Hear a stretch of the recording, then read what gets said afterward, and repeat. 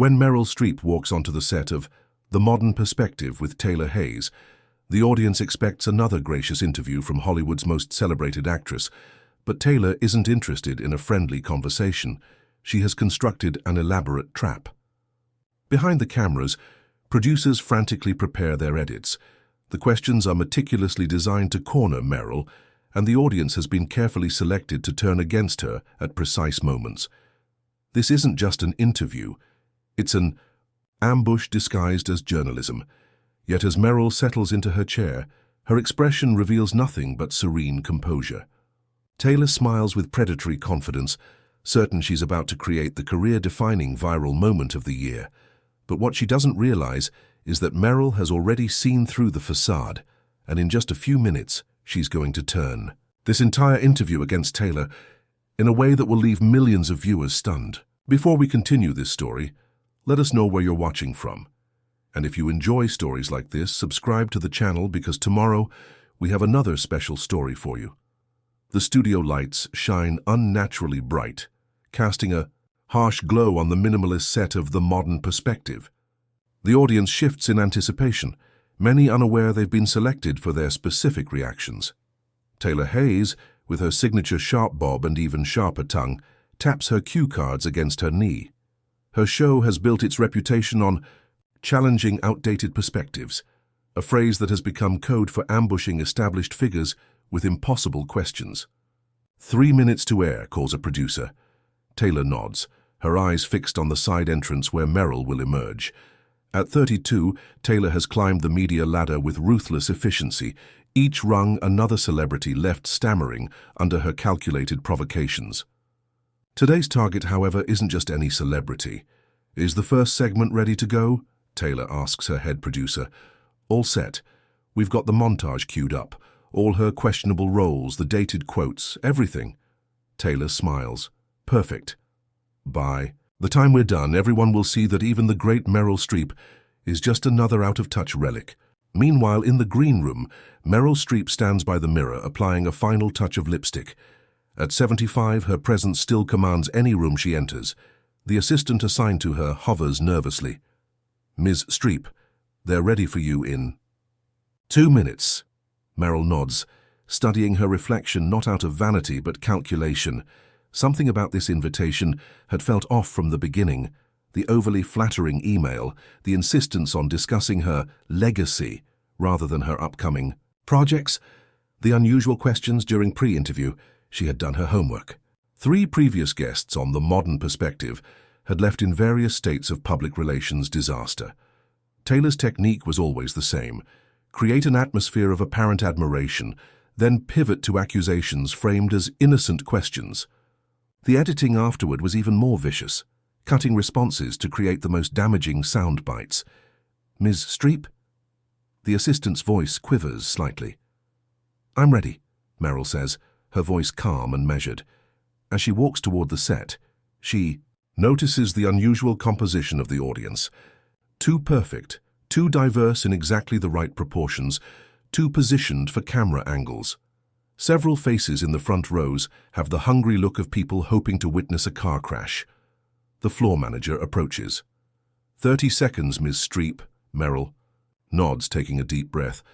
She didn't survive 5 decades in Hollywood without learning to spot a trap.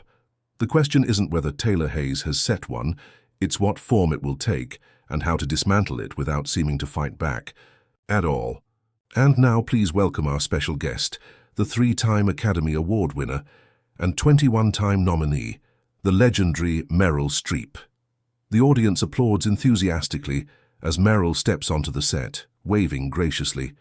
Taylor rises, greeting her with an embrace that lasts a beat too long for sincerity. Meryl, it is such an honor to have you here, Taylor says, her voice dripping with rehearsed admiration. Thank you for having me, Meryl responds, settling into her chair with practiced ease. Taylor waits for the applause to die down, then leans forward with an expression of exaggerated interest. You've had such an extraordinary career spanning over 5 decades. How does it feel to have witnessed so much change in Hollywood? The question seems innocent enough, but Meryl notices the subtle emphasis on witnessed, as if she were merely an observer rather than an active participant. in that change. It's the first hint of Taylor's strategy. Position Meryl as a passive relic of the past. "Well, Taylor," Meryl begins, her voice warm but steady, "I haven't just witnessed change, I've been fortunate enough to be part of it." Taylor's smile tightens almost imperceptibly. This wasn't the opening she expected. Behind the cameras, producers exchange glances. "Of course," Taylor recovers quickly, "but surely you've seen how dramatically the conversation has shifted in recent years, particularly around representation, inclusion." Meryl nods thoughtfully. "Every generation brings new insight and energy. That's how progress works." Taylor leans forward, her eyes narrowing slightly. "Some might argue that progress has been too slow, that established figures in Hollywood could have done more, sooner. What would you say to younger actresses who feel your generation didn't clear enough obstacles for them?" There it is, the first real attack dressed as a hypothetical question about unnamed critics. The audience stills, sensing the shift in tone. This is what they were brought here for, to witness the legendary Meryl Streep squirm under Taylor's progressive inquisition. Camera operators zoom in, capturing Meryl's expression from multiple angles, but Meryl doesn't squirm. She doesn't bristle or become defensive. Instead, she simply smiles, not the practiced smile of a celebrity on a press tour, but the knowing smile of someone who has seen this game played many times before. "That's an interesting framing," she says calmly.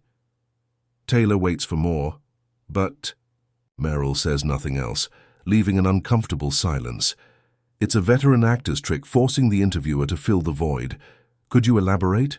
Taylor finally asks, slightly thrown off rhythm. Meryl adjusts her position slightly, buying herself a moment to consider. The trap is set, but she has no intention of stepping into it. Instead, in the next few moments, she's going to dismantle. Say it entirely piece by piece, all while maintaining the gracious demeanor that has defined her public persona for decades. And Taylor Hayes? She has no idea what's coming. 2 weeks earlier, Meryl Streep sat in her Manhattan apartment reading through scripts while classical music played softly in the background. Autumn light filtered through the windows, illuminating the space where she had made countless career decisions over the decades. Her assistant, Claire, entered with a fresh cup of tea and a tablet. "There's an interview request I think you should see," Claire said, handing over the device. "It's from The Modern Perspective with Taylor Hayes." Meryl took the tablet, adjusting her reading glasses. The email was meticulously crafted, professional yet effusive in its praise. It requested Meryl's presence for a special episode celebrating the evolution of women's voices in cinema and promised to explore her unparalleled legacy. "What do you think?" Meryl asked, looking up at Claire. Claire hesitated. "Taylor Hayes has a reputation. Her interviews with Jane Fonda and Helen Mirren both went viral, and not in ways they appreciated." Meryl nodded slowly. She'd heard about those interviews. What had been promoted as thoughtful conversations had quickly turned into interrogations, where the host's political viewpoints became weapons against their guests. "Pull up those interviews, would you?" Meryl requested. As Claire searched for the videos, Meryl continued reading the invitation. The flattery was laid on thick, but beneath it was something calculated. Phrases like bridging generational perspectives and reconciling classic cinema with modern awareness that seemed designed to establish a narrative of old versus new. "Here's the Helen Mirren interview," Claire said, handing back the tablet. Meryl watched carefully. The pattern was clear. Hayes began with admiration, then gradually shifted to questions framed as innocent curiosity but designed to corner her guest. When Helen attempted to provide nuance, Taylor interrupted with follow-up questions that distorted her responses. "And the editing afterward was even worse," Claire added. "They cut together reactions that made Helen look dismissive when she was actually just listening." Meryl set down the tablet, considering. "She's good at what she does, very good." "So that's a no then?" Claire asked, reaching for the tablet. "I didn't say that," Meryl replied, surprising her assistant. "Let me think about it." Meanwhile, across town in the sleek offices of The Modern Perspective, Taylor Hayes paced the conference room while her team watched nervously.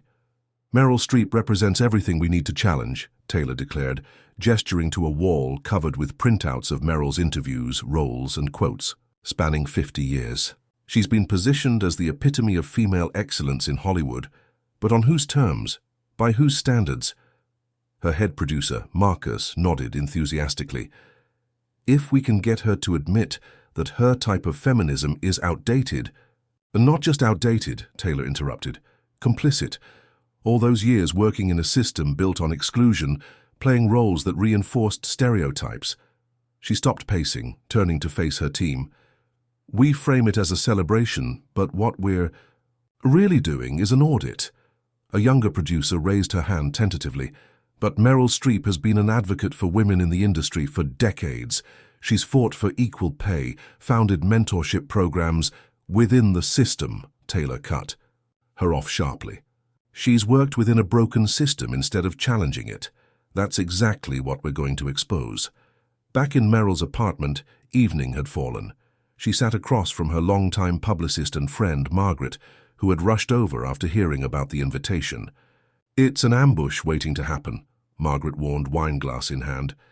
Taylor Hayes doesn't do respectful retrospectives. She does public executions disguised as progressive discourse. Meryl nodded, running her finger along the rim of her own glass. I watch the interviews, I see her technique. Then you understand why you need to decline. Actually, Meryl said quietly, I'm considering accepting. Margaret stared at her in disbelief. Have you lost your mind?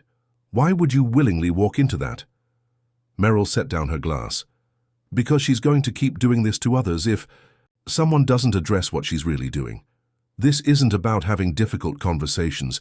It's about creating conflict for ratings. And you think you're the one to stop her? Meryl smiled slightly. I've been dealing with difficult directors and hostile interviewers since before Taylor Hayes was born. Sometimes the only way to address a problem is to face it directly. Margaret shook her head. This isn't a movie set, Meryl. There's no script. She controls the editing, the questions, everything. Not everything, Meryl replied. She doesn't control how I respond. 3 days later, the production team at The Modern Perspective erupted in celebration when Meryl's acceptance arrived. I told you she'd say yes, Taylor exclaimed, champagne glass raised high. They can't resist the validation. Even Meryl Streep needs to stay relevant. Her team laughed, but the young producer from earlier looked uncomfortable. Shouldn't we adjust the approach a bit? Meryl Streep isn't exactly an easy target. Taylor's smile hardened. Everyone's an easy target if you ask the right questions. Trust me, by the time we're done, people will be reassessing everything they thought they knew about the great Meryl Streep. Back in her apartment, Meryl began her preparation. Unlike Taylor, who was planning an ambush, Meryl was planning a defense that wouldn't look like defense at all. On her coffee table lay printouts of Taylor's previous interviews, notes on her techniques, and research on the show's editing patterns. Claire entered with more materials. I've analyzed her last 20 interviews. She always follows the same structure. Admiration, subtle challenge, direct confrontation, then moral judgment. Meryl nodded, and she relies on her guests becoming defensive. Exactly, the moment they get defensive, she has them. Meryl leaned back, thoughtful. Then the solution is simple, isn't it? Don't get defensive. Claire looked skeptical. Easier said than done when someone's questioning your entire career and value system on national television. Perhaps, Meryl said, her eyes twinkling slightly. But I didn't spend 50 years playing complex characters without learning something about human nature, including what makes people like Taylor Hayes tick. Meryl stood and walked to the window, looking out at the New York skyline. She's expecting a relic defending old ways. Instead, she'll get something else entirely. What's that? Claire asked. Meryl turned, a calm determination in her eyes. Oh, masterclass. The morning of the interview, the production office of The Modern Perspective buzzed with unusual energy. Staff members moved with heightened urgency, aware that today's episode could generate the kind of viral attention that transformed careers. In the center of it all stood Taylor Hayes, reviewing notes with her team of producers. We start with her early roles, Taylor instructed, tapping a highlighted section. Praise her versatility. Then pivot to question whether playing characters like the abusive mother in August Osage County reinforced negative stereotypes about women. Marcus nodded, scribbling notes. And if she defends artistic expression? Then, we press on how artistic expression has historically been used to justify problematic representation. Taylor smiled thinly. We need to establish early that she's defensive about her choices. A young researcher approached with a tablet. I've compiled instances where her past comments on feminism could be considered outdated by today's standards. Taylor scrolled through the document, her smile widening. Perfect. These are exactly the kind of contradictions we need. Look here. She pointed at a quote from 1989, where she talks about women supporting other women, but then went on to work with 3 directors with problematic histories. Should we mention that she's publicly criticized those directors since then? The researcher asked. Taylor waved dismissively. We don't have time for every nuance. The point is to establish a pattern. She handed back the tablet. Make sure. The quotes are loaded into the teleprompter. I want to be able to cite them exactly. Across the room, the audience coordinator was reviewing headshots. We've placed the most reactive people in the camera sightlines, she explained to an assistant. When Taylor hits her key points, they'll provide the reactions we need. What about the Streep fans? The assistant asked. Front row, but off-center. We want their disappointment visible when she struggles with the tougher questions. Meanwhile, in her hotel suite across town, Meryl was engaged in her own preparation. Unlike Taylor's war room atmosphere, Meryl's space was calm and methodical. She sat cross-legged on the sofa, eyes closed, breathing deeply. Claire worked quietly nearby, organizing notes. When Meryl opened her eyes, Claire asked, "Centering yourself." "Something I learned from my 3rd acting coach," Meryl replied with a small smile. "The body remembers tension. Better to release it before it's tested." She stood, smoothing her slacks, and moved to the mirror. As she applied her makeup, something she preferred to do herself before important appearances, she studied her reflection with a professional eye.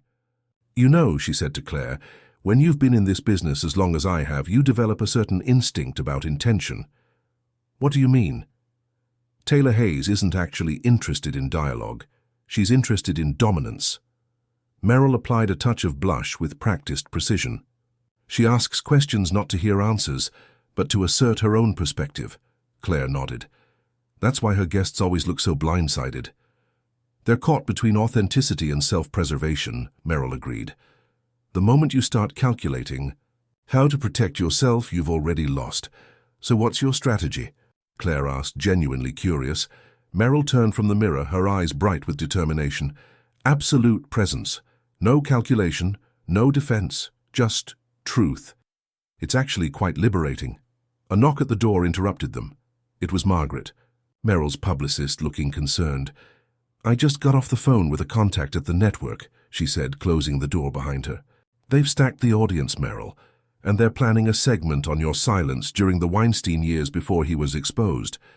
Claire looked alarmed, but Meryl simply nodded. I expected something like that. You can still cancel, Margaret urged. Sudden illness, scheduling conflict, we can find a reason. Meryl shook her head. No, that would only serve their narrative that women of my generation avoid difficult conversations. She returned to the mirror, applying a final touch of lipstick. Besides, I have nothing to hide. Back at the studio, the final preparations were underway. In the control room, the director reviewed camera positions with Taylor. We've set up extra angles to catch her micro-expressions, he explained. If she shows any discomfort, we'll have it. Taylor nodded approvingly. Make sure we can cut to audience reactions quickly. I want to reinforce the generational divide. Young viewers, shocked by her answers, older viewers clinging to her defense. The producer checked his watch. Audience is seated. We're 30 minutes from broadcast. Taylor took a deep breath, smoothing her blazer. This is bigger than just an interview with Meryl Streep. This is about challenging an entire generation of Hollywood that's been treated as untouchable. In her dressing room, an assistant was reviewing the honor reel they'd prepared, clips of Meryl's most acclaimed performances intercut with subtle commentary, questioning their contemporary relevance. Make sure we hit the cultural appropriation angle with Out of Africa, Taylor instructed. And I want the clip from The Iron Lady, where she humanizes Thatcher. That's going to trigger exactly the reaction we need. As the clock ticked closer to showtime, a production assistant was dispatched to escort Meryl from her car to the green room. When she reported back, her expression was puzzled. "How did she seem?" Taylor asked, applying a final touch of powder. "Calm," the assistant replied. "Really calm. And she asked about you, not about the show or the questions, just how long you've been hosting and if you're enjoying it." Taylor frowned slightly. "That's unexpected. And she brought you something." The assistant held out a small, elegantly wrapped package. Taylor took it cautiously, as if it might contain something dangerous. Inside was a vintage brooch, simple, elegant, with a small note. "From one storyteller to another, looking forward to our conversation." Amure, for the first time that day, Taylor felt a flicker of uncertainty. This wasn't how targets were supposed to behave. In the green room, Meryl sat quietly, reviewing nothing, her phone turned off. When an assistant nervously informed her they were ready, she stood with graceful composure. "Shall we?" she said with a warm smile. The assistant, expecting tension or at least anxiety, was disarmed. "You seem so relaxed, Ms. Streep." Meryl's eyes twinkled with something that might have been amusement, or perhaps determination. "After 50 years in this business, dear, I've learned that the most powerful position isn't defensive or offensive." She began walking toward the studio. "It's simply being authentic." As she approached the stage, she could hear Taylor's introduction already beginning. The trap was set, the audience primed, the questions loaded, and Meryl Streep was ready. And we're back with our special guest today, the legendary Meryl Streep. The audience applauded enthusiastically as the cameras panned across the studio. Taylor Hayes stood center stage, her arms outstretched in welcome as Meryl walked out, elegant in a simple cream pantsuit.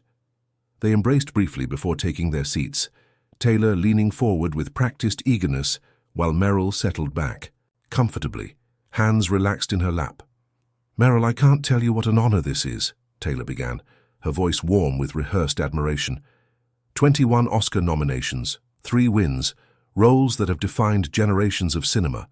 How does it feel to have created such an extraordinary legacy? Behind her professional smile, Taylor was already calculating. Start with flattery, establish her legendary status, then begin the subtle undermining. In the control room, producers nodded approvingly. Meryl smiled, her expression genuine. "First, thank you for having me, Taylor. It's lovely to be here." She paused thoughtfully. "As for legacy, that's for others to determine. I've simply tried to tell stories that matter, that illuminate something true about being human." Taylor nodded eagerly. "And those stories have resonated across decades, but I'm curious." She leaned in slightly, signaling her first pivot. "How do you feel cinema has changed since you began your career, particularly in terms of whose stories are being told?" Meryl considered the question unrushed. "It's evolved as it should. When I started, women's roles were often limited to being someone's wife, mother, or lover. Now we're seeing more women as complete human beings with their own journeys." She smiled. "That's progress I've been fortunate to witness, and I hope contribute to in some small way." Taylor tilted her head, her expression shifting to one of gentle challenge. "Some might argue that progress has been too slow, particularly for women of color, LGBTQ+ women, women with disabilities. Do you think your generation of actresses could have done more to create space for these voices?" There it was. The first real trap, carefully disguised as a thoughtful question about inclusion. In the control room, Marcus whispered, "Here we go," as he signaled for camera 3 to zoom in on Meryl's face, ready to capture any defensiveness or discomfort. But Meryl showed neither. "That's an important question," she said, her voice steady. "Every generation stands on the shoulders of those who came before, and I hope creates broader shoulders for those who follow. Could we have done more? Absolutely. We can always do more." She leaned forward slightly. "But progress isn't linear. And it isn't the work of individuals alone. It's systemic, collective." She gestured inclusively. "The real question isn't just what my generation did or didn't do, but what all of us are doing now, together, to continue that work." Taylor blinked, momentarily thrown by Meryl's lack of defensiveness. This wasn't going according to plan. She glanced briefly at her notes before continuing. "Let's talk about some of your specific choices," Taylor said, her tone sharpening slightly. On cue, the screens behind them lit up with scenes from various films. You've played women from different cultures, time periods, social backgrounds. In today's conversation about authentic representation, do you think some of those roles would be considered problematic? The audience shifted, sensing the tension rising. Several planted members nodded vigorously, cameras capturing their reactions. Meryl watched the clips with genuine interest, then turned back to Taylor. "That's the beauty of evolving consciousness, isn't it? We see things differently as we grow." Her voice remained conversational, engaged. "Some of those choices might be made differently today, with our expanded understanding of representation and opportunity." Taylor leaned in, sensing vulnerability. "So you acknowledge that some of your roles might have taken opportunities from marginalized performers?" "I acknowledge that our industry has historically limited opportunities for many talented people," Meryl replied calmly. "And that awareness should inform our choices going forward." She smiled. "That's not a failure, that's growth." In the control room, producers exchanged glances. This wasn't producing the sound bites they'd hoped for. Taylor needed to push harder. "You mentioned growth," Taylor said, her tone becoming more direct. "Yet you've worked with directors who've been criticized for their treatment of women, for creating toxic work environments. As someone with your influence, why continue to support these men?" A murmur ran through the audience. The question was deliberately provocative, designed to force Meryl into either defending controversial figures or admitting complicity. For the first time, Meryl paused longer before responding. The control room tensed, sensing a potential breakthrough. "I've made choices throughout my career based on the stories being told," Meryl finally said. "Some of those choices I might make differently now with information I didn't have then." She met Taylor's gaze directly. "But I think there's a danger in simplifying complex histories into good and bad people. Most of us exist in the messy, middle, learning as we go," Taylor pressed on, determined to get a reaction. "But doesn't that messy middle reasoning excuse behavior that's caused real harm, especially when it comes from someone with your platform?" The trap was fully sprung. Now, if Meryl defended nuance, she could be edited to appear dismissive of harm. If she apologized, they had their viral moment of the great Meryl Streep admitting failure. But Meryl did neither. Instead, she smiled with unexpected warmth. "You know, Taylor, when I was about your age, I thought I had many things figured out, too." Her voice wasn't condescending, but reflective. "Life has taught me that understanding rarely comes from certainty. It comes from curiosity." She tilted her head slightly. "I'm curious. Are you more interested in what I've learned or in confirming what you already believe about me?" The question hung in the air. Several audience members shifted uncomfortably. This wasn't the defensive response Taylor had anticipated. It was a gentle but direct challenge to the interview's entire premise. Taylor forced a laugh, buying herself time. "I think we're all interested in honest conversation, Meryl. That's what this show is about." "I'm glad to hear that," Meryl replied with genuine warmth. "Honesty requires vulnerability from both sides, doesn't it?" In the control room, panic was setting in. Taylor was losing control of the narrative, but the segment was only half complete. Behind the cameras, producers frantically signaled for Taylor to move to the next line of questioning. Taylor glanced at her notes, then back at Meryl with renewed determination. Her next question would be more direct, more impossible to deflect. She had no intention of letting Meryl Streep, however legendary, dismantle her carefully constructed ambush. But what Taylor didn't realize was that Meryl was just getting started. "Taylor." Hayes shifted in her seat, the perfectly practiced smile now looking slightly strained. The interview wasn't flowing according to plan. Meryl Streep wasn't becoming defensive, wasn't growing flustered, wasn't providing the clips of an aging star struggling to justify her legacy. It was time to escalate. "Let's talk specifically about representation," Taylor said, her tone sharpening, as she abandoned the pretense of friendly conversation. "You've played characters from multiple backgrounds, a Polish Holocaust survivor, a Danish baroness, an Irish maid, an Italian war bride. The screens behind them lit up with a montage of Meryl's most transformative roles. The control room cut to shots of younger audience members frowning, their reactions carefully curated. In today's conversation, Taylor continued, leaning forward, many would argue these roles should have gone to actors with authentic cultural connections to these experiences. Was it fair for you to take these opportunities? The question hung in the air, direct, accusatory, and impossible to answer without seeming either defensive or apologetic. Several audience members nodded emphatically, while others looked uncomfortable. Meryl took a moment before responding, her expression thoughtful rather than cornered. "That's an important evolving conversation in our industry," she began, her voice measured. "The purpose of acting has always been to step into experiences beyond our own. That's the fundamental premise of what we do." Taylor opened her mouth to interrupt, but Meryl continued with gentle persistence. "But you're raising a valid question about opportunity and authenticity." She smiled slightly. "When I began, the conversation wasn't about who shouldn't play certain roles, but whether complex women's roles should exist at all." "That feels like sidestepping the question," Taylor pressed, her tone growing more pointed. "Shouldn't you acknowledge that your success came at others' expense?" A murmur rippled through the audience. In the control room, producers nodded excitedly. This was the confrontation they'd been waiting for. Meryl's expression remained calm, but something shifted in her eyes. Not anger, but a quiet determination. "I think reducing art to a zero-sum game misses something essential," she said. "Does Viola Davis's brilliant performance in Fences exist at someone else's expense?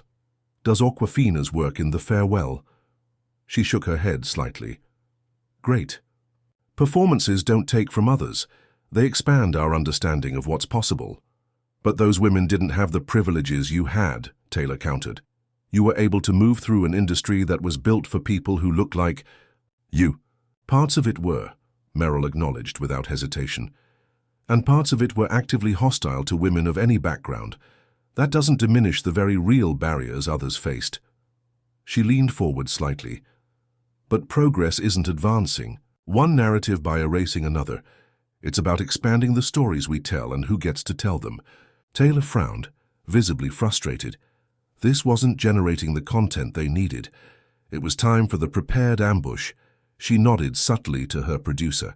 "We actually have a clip I'd like to show," Taylor said, her voice taking on a rehearsed solemnity. "In 2015, you were asked about diversity in cinema." The screens displayed Meryl at a film festival panel, responding to a question. The clip had been carefully edited, cutting out context to make her response sound dismissive. "Not everyone gets represented. That's just the way it is in art." The camera cut to shocked faces in the audience, then back to Taylor, whose expression was one of practiced disappointment. "Those words seem insensitive in retrospect, don't they?" Taylor asked, eyebrow raised. Expectantly. Meryl looked at the screen, then back at Taylor with surprising composure. "I remember that conversation well. What's interesting is what came before that clip, where I discussed the systemic underrepresentation of certain voices in cinema, and after, where I called on festival programmers to include more diverse films." She smiled slightly. "Context matters, doesn't it?" Taylor's smile tightened. "The point remains that, actually," Meryl interjected gently but firmly, "I wonder if your viewers would appreciate seeing the full exchange rather than an edited portion. That feels more aligned with honest conversation." For the first time, Taylor looked genuinely caught off guard. In the control room, producers scrambled, signaling frantically. They hadn't anticipated Meryl challenging their editing directly. "We don't have the full clip prepared," Taylor said, recovering quickly. "But let's move on. You've mentioned in past interviews that you see yourself as a feminist, yet you've worked repeatedly with directors who've been accused. Before we move on," Meryl interrupted with polite firmness, "I think it's important to acknowledge what just happened." Her voice remained warm, but there was a new directness to it. "How you showed a clip deliberately edited to misrepresent my views, then asked me to defend a position I never took." The audience stilled. This wasn't the rehearsed moment of confrontation they'd expected. It was something entirely different. "That's not," Taylor began. "I understand," Meryl continued, her tone surprisingly gentle. "You're trying to create a certain narrative here, but I wonder if your viewers wouldn't be better served by genuine dialogue rather than manufactured conflict." Several audience members shifted uncomfortably. Behind the cameras, producers were frantically signaling Taylor to regain control. Taylor forced a laugh. "Meryl, we're absolutely interested in genuine dialogue, but part of that is holding powerful figures accountable for their words and actions." "I couldn't agree more," Meryl replied with a genuine smile. "Accountability is essential, so is integrity in how we represent each other's words." The power dynamic had shifted perceptibly. Taylor, who had planned to be the one asking uncomfortable questions, suddenly found herself on the defensive. "When I was starting out," Meryl continued, her voice taking on a conversational tone that somehow commanded complete attention, "a wonderful director told me something I've never forgotten," she said. "The most powerful moment in any scene isn't when you're speaking, it's when you're truly listening." Meryl tilted her head slightly. "I'm curious, Taylor. What are you hoping to hear from me today?" The question hung in the air, simple yet profound. It wasn't accusatory or defensive. It was an invitation to authenticity that Taylor hadn't expected and wasn't prepared for. In the control room, producers were frantically trying to redirect, but the damage was done. This wasn't just Meryl avoiding Taylor's traps. She was dismantling the entire premise of the ambush while appearing more gracious by the minute. Taylor glanced at her notes, then back at Meryl, her expression hardening. She had one more card to play, her most damaging line of questioning.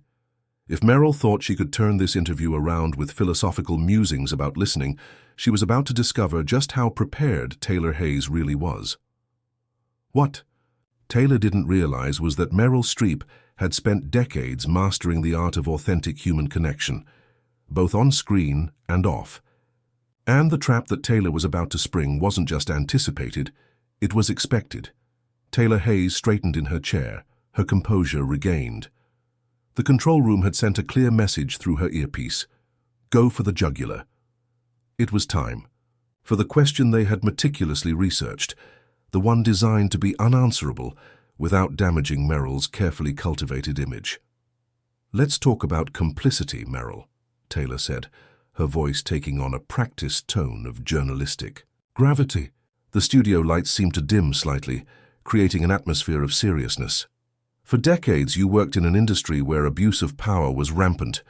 You've spoken about Harvey Weinstein after his crimes became public, but you worked on 7 films he produced." The audience tensed. Several members leaned forward, their expressions a mixture of curiosity and judgment. "The question many young women in Hollywood are asking," Taylor continued, her gaze unwavering, "is why someone with your platform, your privilege, your power, remained silent for so long.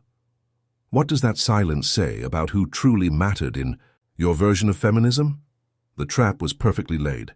If Meryl defended herself, she would appear self-serving. If she apologized, she admitted guilt. The accusation itself, tying her to one of Hollywood's most notorious criminals, created an association that would dominate headlines regardless of her response. In the control room, Marcus whispered, "We've got her now," as cameras zoomed in. On Meryl's face, ready to capture any flicker of discomfort or defensiveness. For a moment, genuine emotion crossed Meryl's features, not the defensiveness they'd hoped for, but something more complex. She took a deliberate breath before responding. "That's a profound question that deserves a thoughtful answer," she began, her voice quieter than before.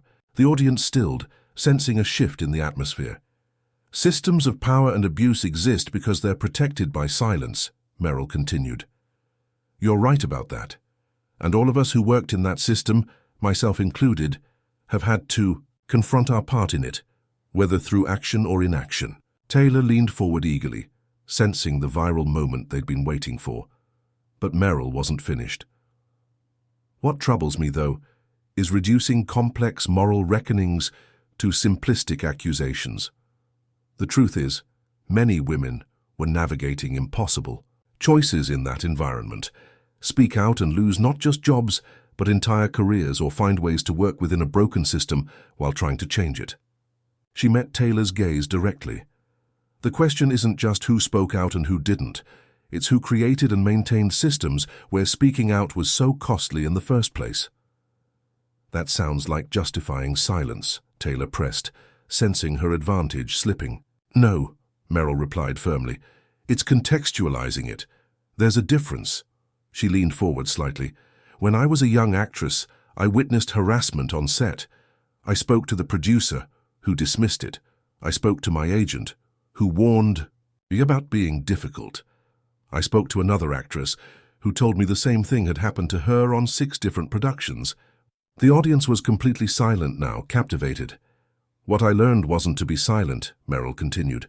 It was to be strategic, to build relationships with other women, to support each other privately when public support wasn't possible, to create small pockets of safety where we could. Taylor tried to interject, but Meryl continued with gentle persistence.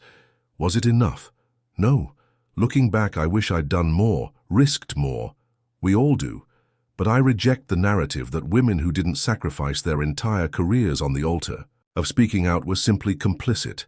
She smiled sadly. What's interesting to me, Taylor, is that you're asking these questions as if the only moral position is perfect heroism, with no acknowledgement of the real costs women faced. That strikes me as a perspective that comes from never having had to make those impossible choices yourself.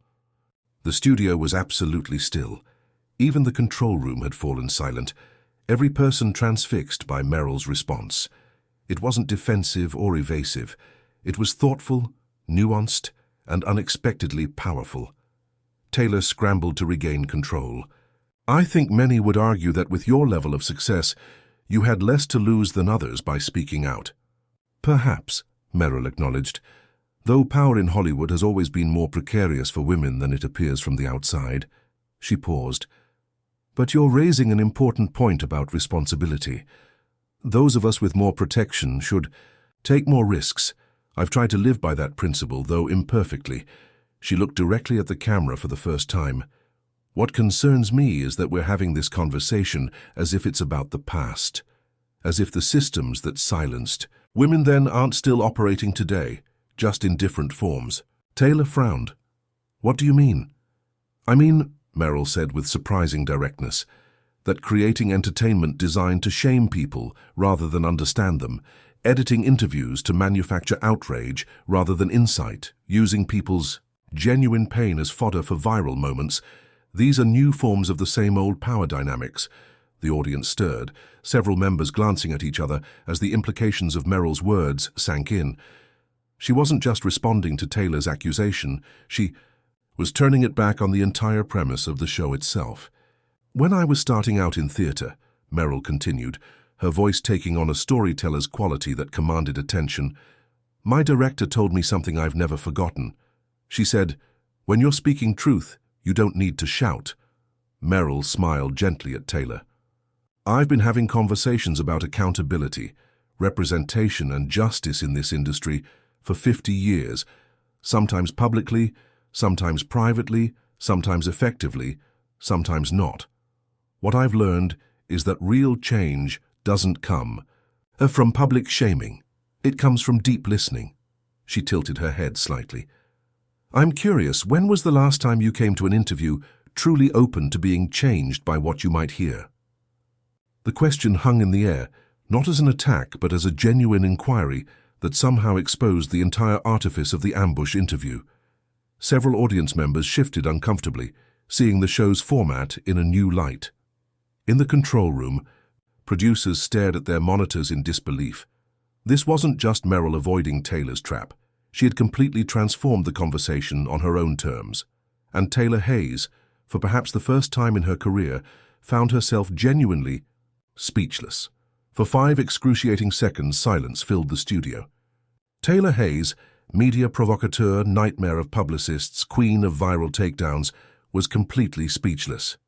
The control room erupted in panic, producers frantically signaling through her earpiece, "Move on. Cut to commercial. Regain. Control." But Taylor couldn't quite process what had just happened. Meryl Streep hadn't just avoided her trap. She had dismantled the entire premise of the show while appearing more thoughtful and genuine with each response. Worse still, the audience was responding to it. Faces that had been primed for judgment now showed reflection, even admiration. Taylor forced a laugh, trying to recover. That's certainly one perspective, Meryl, but I think we're getting sidetracked from the real issues here. Which are, Meryl asked pleasantly. The responsibility that comes with privilege and platform, Taylor replied, falling back on rehearsed talking points. The question remains whether actresses of your generation have made enough space for new voices, or whether it's time to, frankly, step aside. There it was, the final card, the ultimate provocation, telling a legendary actress she should retire, that her time was past. In the control room, producers leaned forward expectantly. Surely this would provoke the defensive reaction they needed, but Meryl's expression didn't shift to anger or hurt. Instead, a small smile played at her lips, as if Taylor had finally said something genuinely interesting.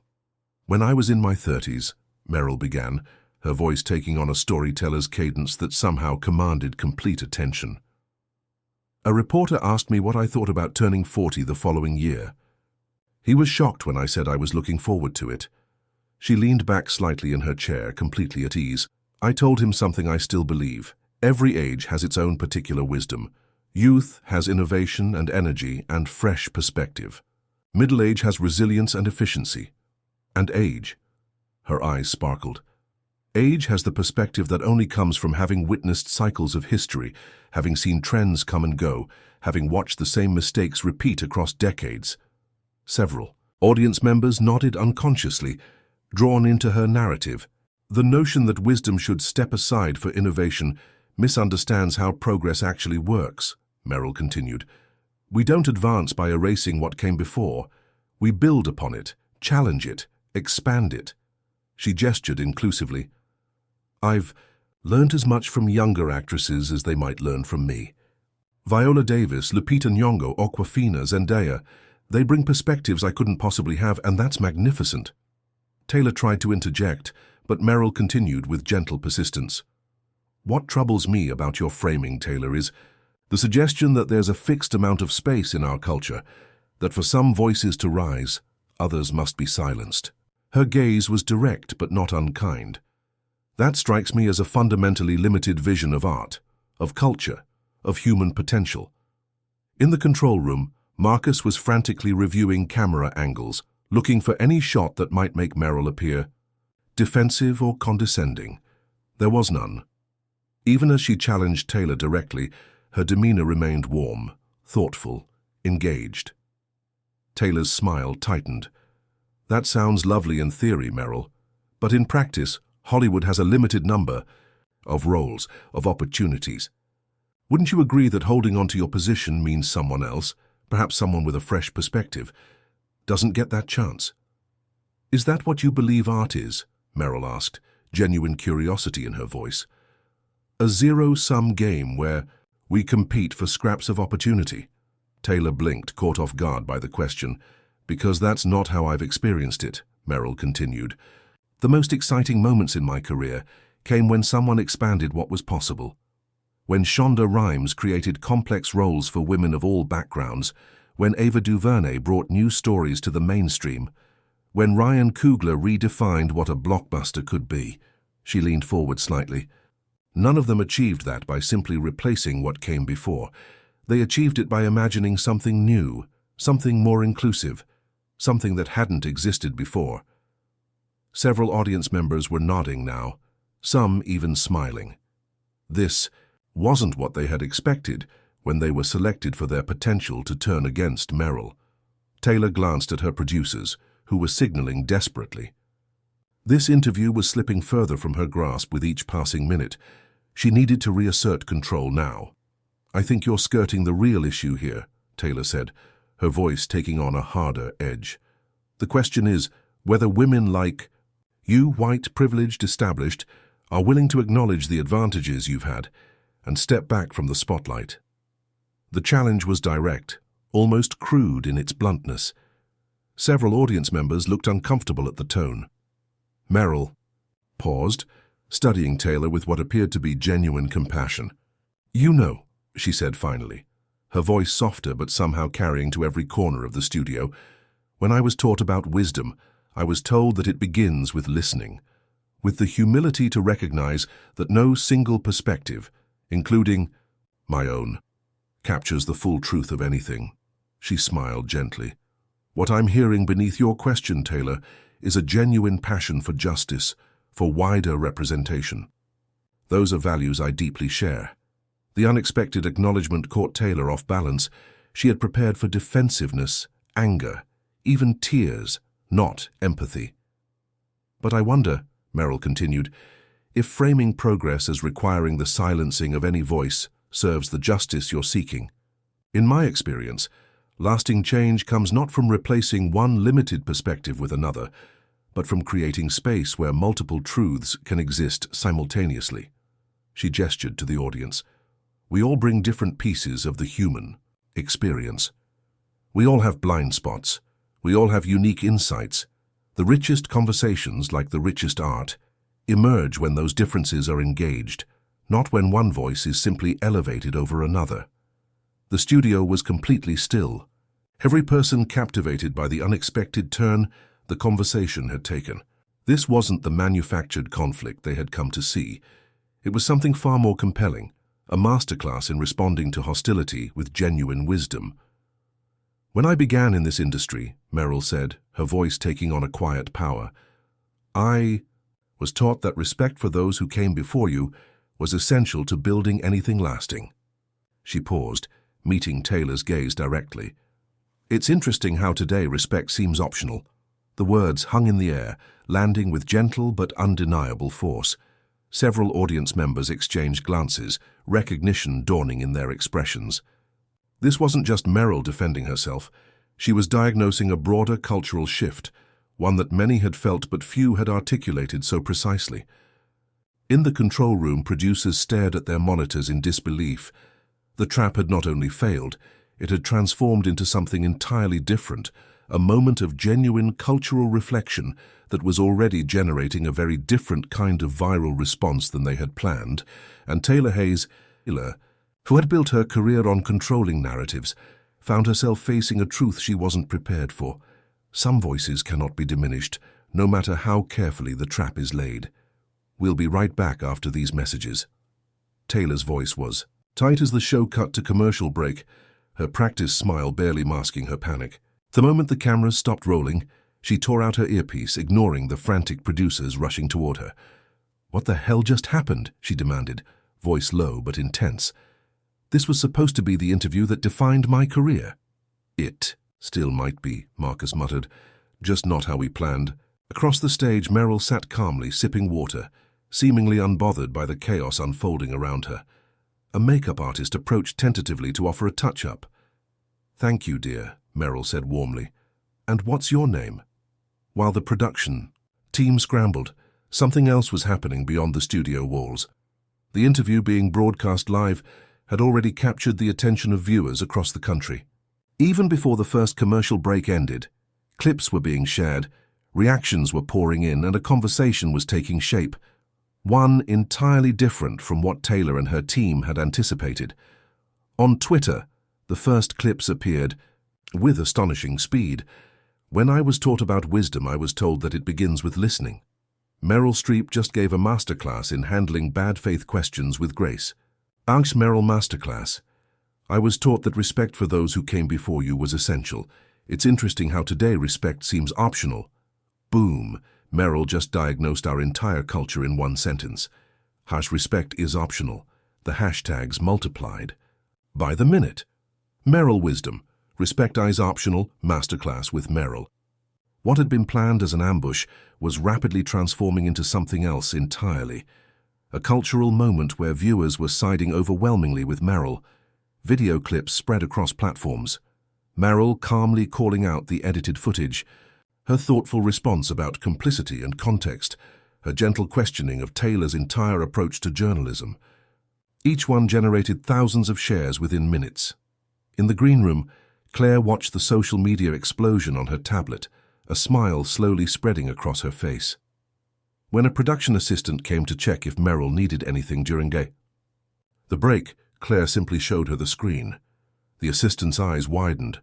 "It's everywhere already," she whispered. Back on set, Taylor huddled with her producers, desperately trying to salvage the situation. "We need to go harder," she insisted. "She's manipulating the audience with this wise elder routine. We need to expose it." Marcus looked skeptical. "Taylor, read the room. This isn't landing how we thought. Maybe we should pivot to a more respectful—" "No," Taylor cut him off. "We stick to the plan. The segment on her problematic film choices is next. Then we hit her with the audience questions we planted. We can still get the viral moment we need." What Taylor didn't know was that the viral moment had already happened, just not the one she'd planned. Backstage, network executives were calling in, having seen the initial social media response. The show's director was frantically trying to explain the situation. "Yes, sir. I understand the concern. No, we didn't anticipate this." Reaction? "Yes, we're adjusting accordingly." The 2-minute commercial break felt like an eternity to Taylor. When the floor manager signaled they were returning in 10 seconds, she plastered on her professional smile, reinserted her earpiece, and prepared to reclaim control of her show. But as the cameras began rolling again, she immediately sensed something had changed. The audience was looking at Meryl differently, with admiration, even reverence. Several people had their phones out despite the strict no-recording policy, unable to resist capturing what was quickly becoming a historic television moment. "Welcome back to the modern perspective," Taylor began, her voice steady despite her inner turmoil. "We're continuing our conversation with Meryl Streep about legacy, representation, and the changing face of Hollywood." She turned to Meryl with renewed determination. "Before the break, we were discussing the responsibility that comes with platform and privilege. I'd like to shift slightly to talk about some specific choices in your filmography that have been criticized in recent years." On cue, the screens displayed images from several of Meryl's films, carefully selected to appear problematic by current standards. It was the visual ambush they had planned, designed to force Meryl into defending choices that would seem indefensible in today's context. But something unexpected happened. As the images appeared, several audience members began to smile appreciatively, even nodding in recognition of beloved performances. This wasn't the reaction of judgment the producers had curated the audience for. Meryl glanced at the screens, then back at Taylor with a warm smile. "What a lovely trip down memory lane. Each of those characters taught me something profound about humanity." The response was so genuine, so lacking in defensiveness, that Taylor momentarily faltered. This wasn't how the segment was supposed to go. "Many critics have suggested," Taylor pressed on, "that roles like these would be approached differently today, with more sensitivity to cultural context and representation." "Absolutely," Meryl agreed without hesitation. "Art evolves as our consciousness evolves. That's its beauty." She gestured toward the screens. Each of these characters emerged from the understanding of their time. Some aspects would certainly be approached differently today, and should be. Taylor leaned forward, sensing an opening. "So you acknowledge these portrayals were problematic?" "I acknowledge they were imperfect," Meryl replied thoughtfully. "As all art is, as all human understanding is." She smiled. "The question isn't whether past work meets current standards. It rarely will. The question is whether we're willing to grow." Outside the studio, the interview continued to explode across social media. Celebrity reactions began pouring in, with actors, directors, and cultural critics weighing in. "I've never seen someone handle an ambush interview with such grace and wisdom." This is how you respond to bad faith questioning without losing your dignity. Take notes, everyone. Meryl Masterclass. The way Meryl is refusing to engage with these false dichotomies while still addressing the substance of the questions is absolutely brilliant. This isn't just good media training, this is wisdom. Even more significantly, clips from the interview were being shared with personal stories attached. "My grandmother used to tell me that wisdom begins with listening."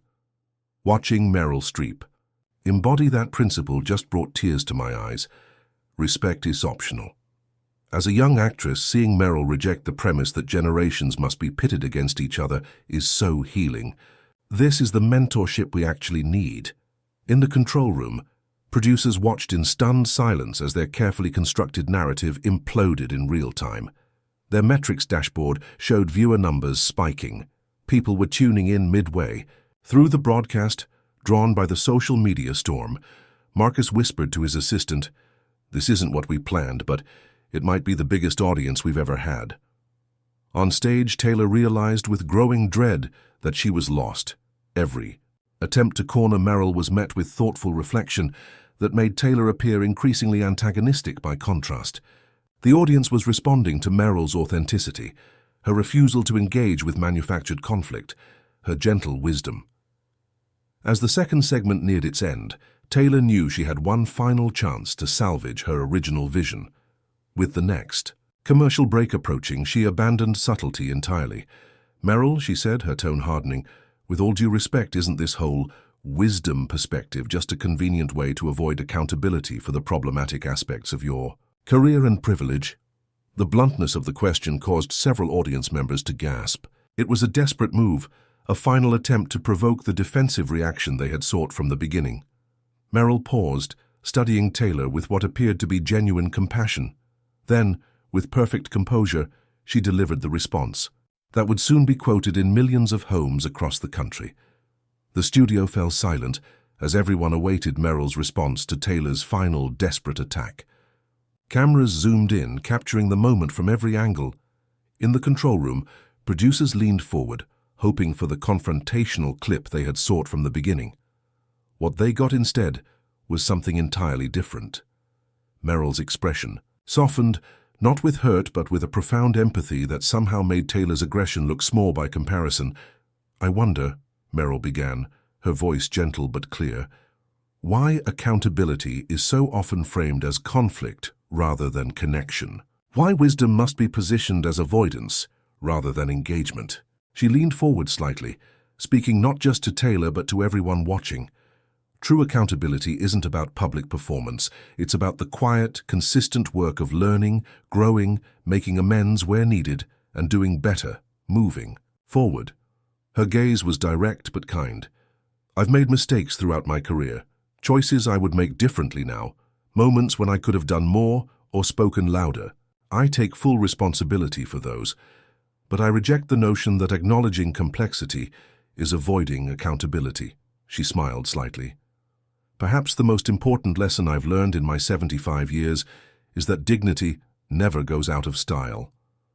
With those 6 words, "Dignity never goes out of style," something shifted in the studio. Several audience members nodded, some even wiping away unexpected tears. It wasn't just what Meryl had said, but how she had said it, with a quiet conviction that made Taylor's aggressive questioning seem increasingly performative by contrast. The show cut to its final commercial break, and Taylor sat frozen, aware that something historic had just happened, just not what she had planned. Her producers hurried over, their expressions a mixture of panic and resignation. "We need to wrap this up," Marcus whispered urgently. "The network is watching the social response. It's not what we expected." Taylor glanced at her phone and felt her stomach drop. While she had been focused on trying to corner Meryl, the world outside had been responding. Her Twitter feed was flooded with clips from the interview, not showcasing Taylor's tough questioning as she'd hoped, but highlighting Meryl's wisdom, grace, and measured responses. "Dignity never goes out of style" was already trending nationally. When the show returned from break, Taylor attempted to salvage what she could, wrapping up with forced positivity. "Well, Meryl, this has certainly been a thought-provoking conversation. Thank you for joining us today on The Modern Perspective." Meryl smiled warmly. "Thank you for having me, Taylor. Conversation, even difficult conversation, is how we grow." And with that, the interview was over. But its impact was just beginning. Within an hour of the broadcast ending, media outlets across the spectrum were covering what was being called the masterclass. Headlines appeared with stunning speed. Meryl Streep turns ambush interview into lesson on dignity and discourse. Dignity never goes out of style. Meryl Streep's 6 words resonate across generations. How Meryl Streep dismantled gotcha journalism without raising her voice. Video clips spread like wildfire. The moment Meryl called out the edited footage. Her thoughtful response about complicity and context. her gentle questioning of the show's tactics, and most of all, those 6 words that had somehow captured something many people had been feeling but couldn't articulate. By evening, the cultural conversation had shifted dramatically. What had been planned as a takedown of Meryl Streep had instead become a referendum on the state of media discourse itself. Back at her apartment, Meryl sat quietly with Claire, reviewing some of the response on a tablet. "It's everywhere," Claire said, scrolling through endless commentary. "You've started something, Meryl." Meryl shook her head slightly. "I didn't start anything. I just refuse to participate in something that diminishes us all." Her phone rang. Her longtime friend and occasional co-star, Helen Mirren. "Darling, I just watched it. Absolute perfection. You didn't just handle it, you transformed it." Meryl laughed softly. "I simply spoke honestly. It's interesting how rare that seems these days." Meanwhile, in the offices of The Modern Perspective, an emergency meeting was underway. Network executives sat stone-faced as Taylor and her producers tried to explain what had happened. "We had a clear plan," Taylor insisted. "The questions were strategically designed to expose outdated perspectives. It's not my fault she manipulated the audience with this wise elder routine." The network president raised an eyebrow. "Manipulated?" "Taylor," she responded to every question directly and thoughtfully. "The manipulation was in your approach, which is precisely what viewers are reacting to." He slid a tablet across the table, showing real-time metrics. "Your audience has always skewed young, progressive. Look at their response now. The data was unmistakable." Comments from Taylor's core audience expressed disappointment, even betrayal. "I've watched Modern Perspective for years, but this interview exposed everything wrong with how we handle difficult conversations." Taylor tried to create conflict. 4 clicks, and Meryl showed her what genuine dialogue looks like. "I'm rethinking my media consumption habits after this." The head of programming spoke up. "We've received calls from 3 major sponsors expressing concern about the show's approach. They're worried about being associated with what many are calling ambush journalism." Taylor stared at them in disbelief. "So one interview goes differently than planned, and suddenly everything I've built is in question? This is exactly the kind of cancel culture Meryl's generation enabled." The room fell silent at her outburst. Finally, the network president sighed. "Taylor, you're missing the point. This isn't about cancel culture.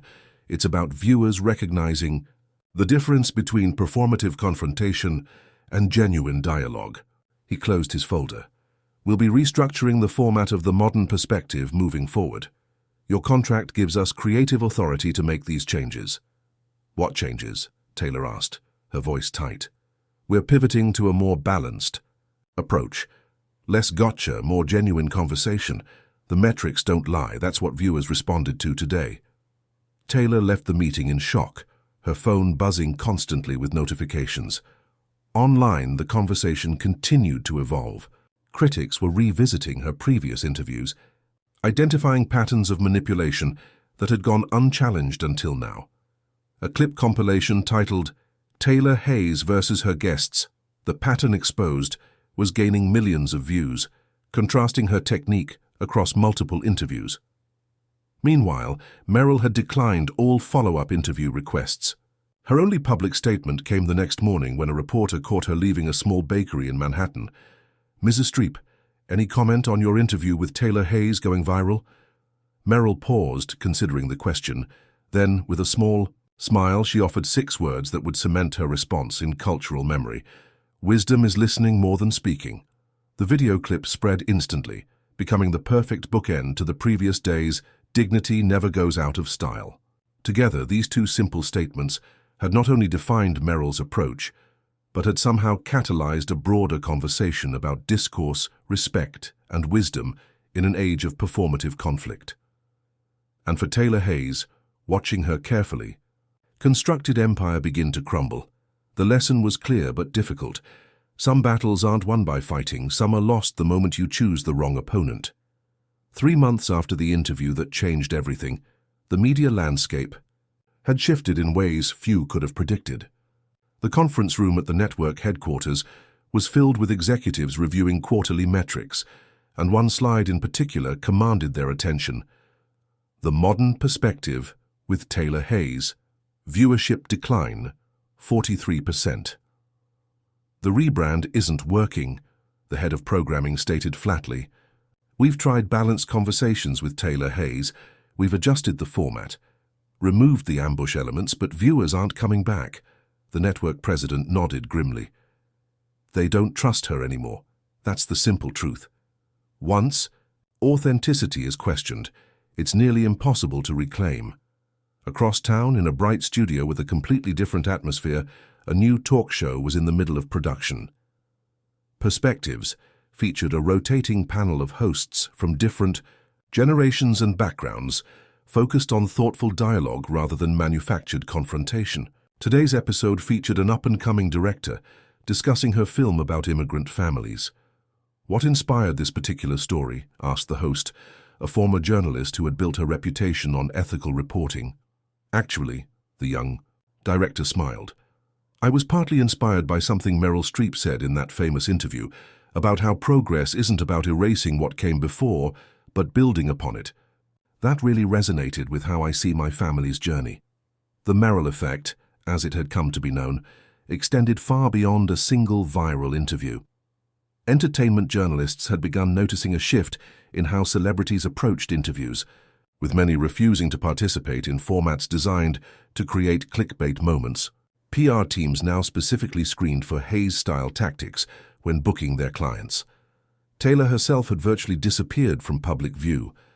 After a failed attempt at damage control, an article in which she portrayed herself as the victim of generational privilege, she had retreated to regroup and rebrand. Her social media, once updated hourly, had gone silent for weeks before returning with a carefully crafted post about reflection and growth. Few were convinced. Meanwhile, Meryl Streep had moved on as gracefully as she had handled the interview itself. She never spoke directly about Taylor Hayes or the controversy, focusing instead on her work, a new film about climate change, a mentorship program for young actresses from underrepresented backgrounds, and a series of masterclasses on the craft of acting. When asked about the interview's impact during a film festival panel, she smiled and said simply, "I'm grateful that something meaningful emerged from that conversation. Now let's discuss this wonderful new generation of filmmakers." The wider cultural impact continued to reverberate. University communications programs were using the interview as a case study in ethical journalism versus exploitation. Media literacy organizations cited it when teaching viewers to recognize manipulative interview techniques. The phrases, "dignity never goes out of style" and "wisdom is listening more than speaking" appeared on everything from coffee mugs to graduation speeches. 6 months after the interview, the final chapter in Taylor's professional story was written. The network announced The Modern Perspective with Taylor Hayes would conclude its run at the end of the season. The press release cited evolving programming directions as the reason, but industry insiders knew the truth. The show had never recovered from the Meryl Streep interview. In her Manhattan apartment, Meryl read the news with no particular satisfaction. She had never wanted to end anyone's career, only to challenge her approach to journalism that diminished rather than elevated conversation. "Do you think she'll ever understand what actually happened?" Claire asked, bringing Meryl her evening tea. Meryl considered the question. "Perhaps in time. It wasn't really about her or me. It was about choosing what kind of discourse we want to participate in. That weekend, Meryl attended a benefit for young women in the arts. The organizer, a director in her 30s, introduced her with evident emotion. Mrs. Streep showed us all that there's another way to handle conflict, not through defensiveness or attack, but through genuine presence and wisdom. She reminded us that bridges between generations are built through mutual respect, not through forcing false choices between the wisdom of experience and the energy of youth. We need both." As Meryl took the stage to thunderous applause, she noticed something that moved her deeply. In the audience were women of all ages, from teenagers to seniors in their 80s, all rising to their feet in recognition not just of her acting achievements, but of something more fundamental, a demonstration of how to stand in one's truth with dignity. Her speech that night focused on the continuation of storytelling across generations, the passing of wisdom not as a torch that burns one hand to light another, but as a flame that illuminates more brightly when shared. Across the country, in a small beachside cafe, Taylor Hayes sat alone, scrolling through news of Meryl's latest accolades. She had spent months alternating between anger and self-justification before finally beginning to consider more difficult questions. Had she confused confrontation with courage? Had she mistaken provocation for purpose? A notification appeared on her phone, an offer from a smaller network for a new show format, one focused on in-depth interviews with genuinely open questions. The old Taylor would have dismissed it as beneath her. Now she paused, considering. Perhaps there was another way forward, not by doubling down on the approach that had failed her, but by learning from it, not by fighting harder for her perspective, but by expanding it. As the sun set over the Pacific, Taylor began drafting notes for a different kind of show, one that might actually honor the complexity of human experience rather than reducing it to viral moments.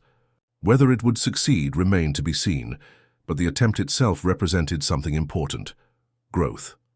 Meanwhile, Meryl Streep continued doing what she had always done, telling stories that mattered, supporting new voices, sharing wisdom when asked, and listening more than she spoke. In an industry often defined by drama, she had demonstrated the quiet power of authenticity. The most remarkable aspect of the whole affair was how little it had changed her. The interview that had destroyed Taylor's carefully constructed image had barely registered as a disruption in Meryl's life, because it hadn't been a performance for her. It had simply been an expression of values she had lived by for decades. In the end, the story of Meryl Streep and Taylor Hayes became more than just another viral moment in the endless cycle of media controversy.